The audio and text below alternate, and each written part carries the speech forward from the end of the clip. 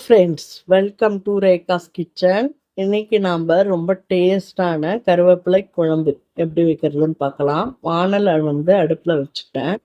தேவையான அளவு ஒரு கை அளவுங்க, நல்லா பெருசாக ஒரு கை அளவு கருவேப்பிலை போட்டு நம்ம ஈரப்பதம் இல்லாத பொன்னிறமாக வறுத்து எடுத்துக்கணுங்க.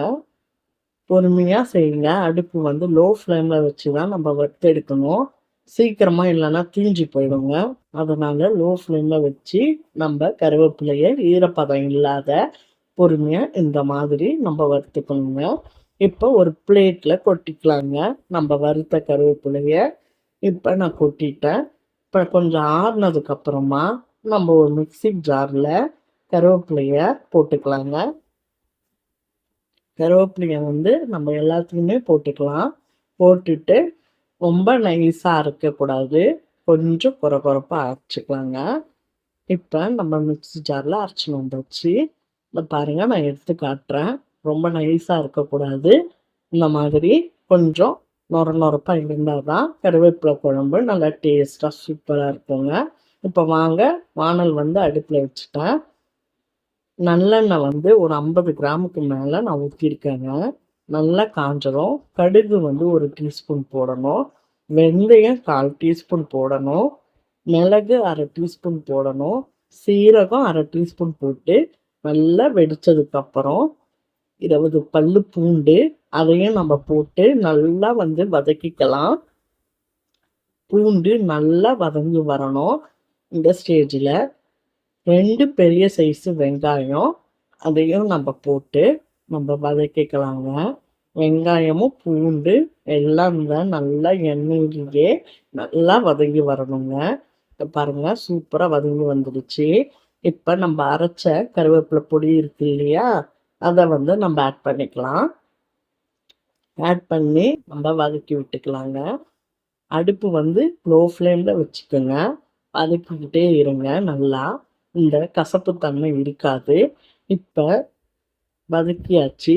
தக்காளி பழம் பெருசு 4, அதையும் நம்ம நல்லா நைஸாக அரைக்காமல் கொஞ்சம் குறப்பாக அரைச்சி ஆட் பண்ணிக்கலாம். ஆட் பண்ணி நம்ம நல்லா கிண்டி விட்டுக்கிட்டே இருக்கணுங்க.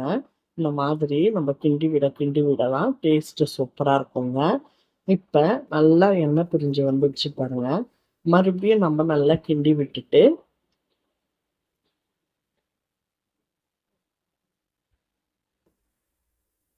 1/4 டீஸ்பூன் பெருங்காயத்தூள் போட்டுக்கலாம். பெருங்காயத்தூள் எதுக்கு போடுறோன்னா டேஸ்ட்டாக சூப்பராக இருக்குங்க. அதனால தான் 1/4 டீஸ்பூன் மஞ்சள் தூள் போட்டுக்கலாம். போட்டு நம்ம நல்லா வதக்கி விட்டுக்கலாம்.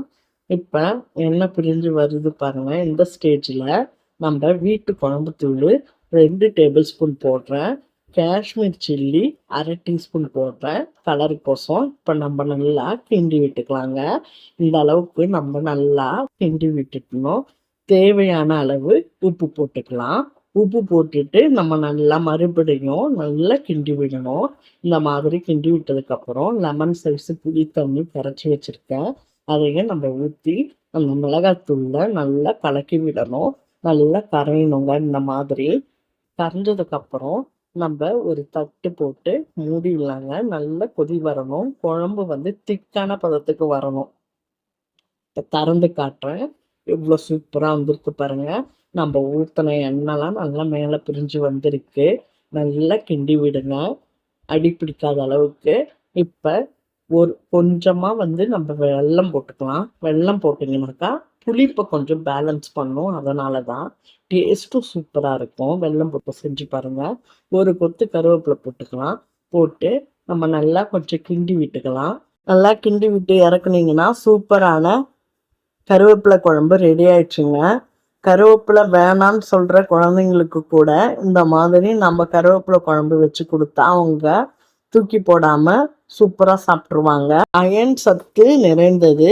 அதே போல் முடி கொட்டுறவங்களும் இந்த கருவேப்பிலை குழம்பு வச்சு சாப்பிட்டா முடி கொட்டுறதும் நின்றுடுங்க. வாரத்தில் ஒரு முறையாவது இந்த கருவேப்பிலை குழம்பை வச்சு சாப்பிடுங்க.